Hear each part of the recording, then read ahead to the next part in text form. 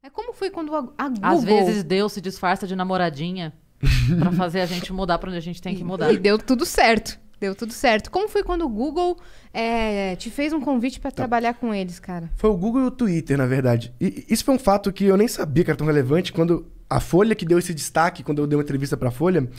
Como Não, acho ou o Projeto Draft, não tenho certeza. Mas qual que vai a parada? O headline é bonito.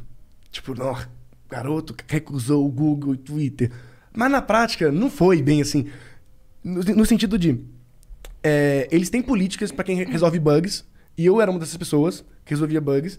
E no Twitter, em algum momento, eu resolvi um bug do Twitter que, inclusive, a equipe do Twitter, nem tinha instalado no Brasil ainda, entrou em contato comigo para descobrir que bug é esse, porque era um bug que só acontecia com acentos, só em português tinha. Então eles não sabiam que existiam. E eles pediram o meu código para poder usar o meu código na correção do bug. Foi muito legal. Eu tive uma relação com alguns funcionários do Twitter. Era bug de quê?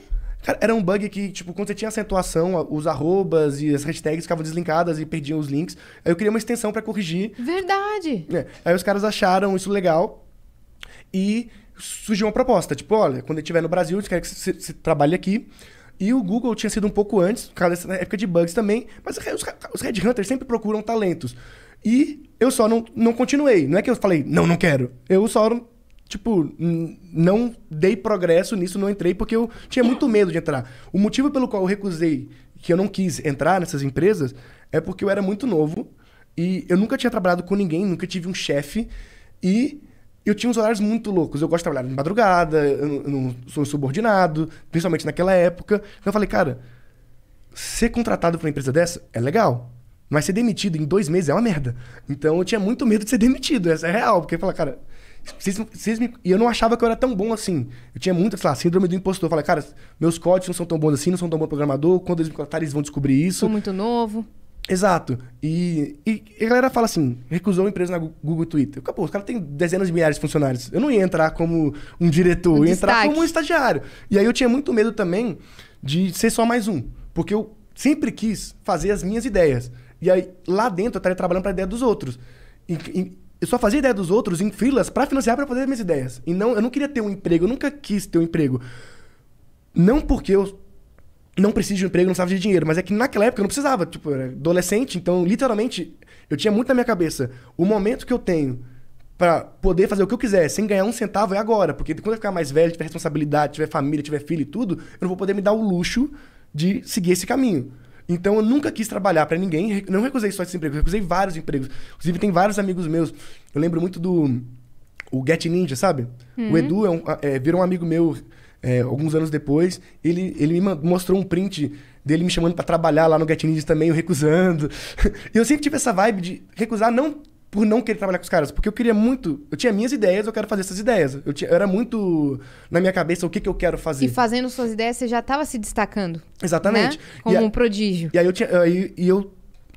eu tive o estalo mental assim, que eu sei que eu não sou o melhor programador do mundo, nem quero ser, porque eu nunca quis ser programador, eu queria fazer minhas coisas. Aí eu descobri que para fazer minhas coisas, eu precisava programar. Então, a minha vibe era construir as coisas que eu acreditava, e tanto é que muitas deram certo.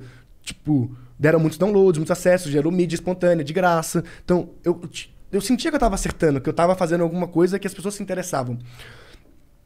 E as pessoas só viam um skill de programador em mim. E eu não via esse skill tão forte, porque eu sabia a quantidade de gambiarra que eu fazia.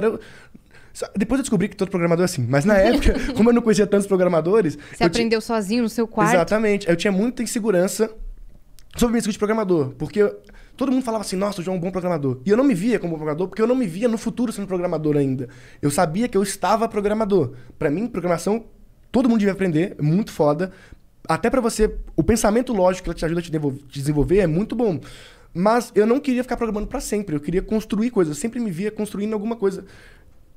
Porque era o que me dava tesão. Tipo assim, eu tinha muito mais tesão de ver a galera falando que baixou o aplicativo e achou da hora, do que ficar horas programando. Enquanto eu tenho muitos amigos programadores que o tesão dos caras é ficar horas programando. Os caras realmente gostam, o tempo livre deles, eles estudam programação, eles programam o dia inteiro, e depois, do hobby deles também é programar. Eu nunca fui esse cara. Eu sempre fui o cara que queria fazer alguma coisa. Então, jogar o projeto pro mundo.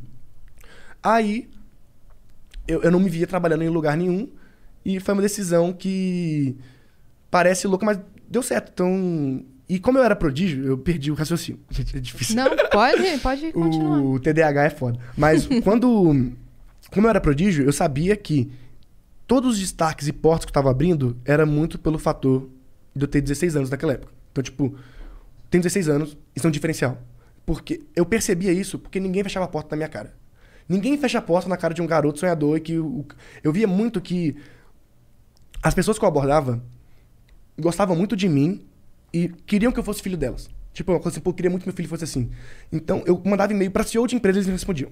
Tipo, eu consegui falar com o Jorge Paulo Lema, sabe? Mandando um e-mail. Caramba. Você Então, pegava no afetivo, né? Mas não era... Hoje eu tenho essa visão, mas na época não era tão claro assim, mas eu sabia que era um diferencial pra eu ser jovem, porque quando eu conto minha história, pô, sou jovem, sou programador, tô criando uma parada, todo mundo fala assim, pô, legal, me dá um tempo pra... Por mais que não saísse nada, eu conseguia marcar uma reunião. Atenção. E eu achava que todo mundo conseguia. Aí depois eu fui percebendo que não. As pessoas, não é tão fácil assim falar com tantos CEOs, tantas pessoas. E eu falei, cara, eu preciso usar isso, porque quando eu tiver 25 anos, que é a idade que eu tenho hoje, eu não vou ter um diferencial mais por ser jovem, porque eu sou só mais um profissional. E aí, eu tive uma conversa com a minha mãe. Minha mãe é professora de português e é pastora também. Muito louco. E eu falei, mãe, eu vou largar a escola. Quando eu mudei pra São Paulo, eu larguei a escola. Isso eu não sabia. Eu nunca completei o ensino médio. Pouca gente sabe. Algumas pessoas sabem, mas... Por que eu não completei o ensino médio? Porque eu falei, mãe, eu tenho esse ano e o próximo de oportunidades que nunca mais vão ter. Porque eu não vou ter 16 anos pra sempre.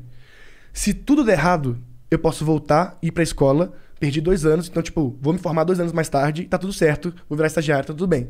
Se der certo, é a oportunidade única, que eu nunca mais vou ter. Então, era muito claro pra mim que ser um prodígio era uma... que eu podia passar, ou podia ser algo que eu podia construir alguma coisa. E aí minha mãe, sei lá, como louca, aceitou.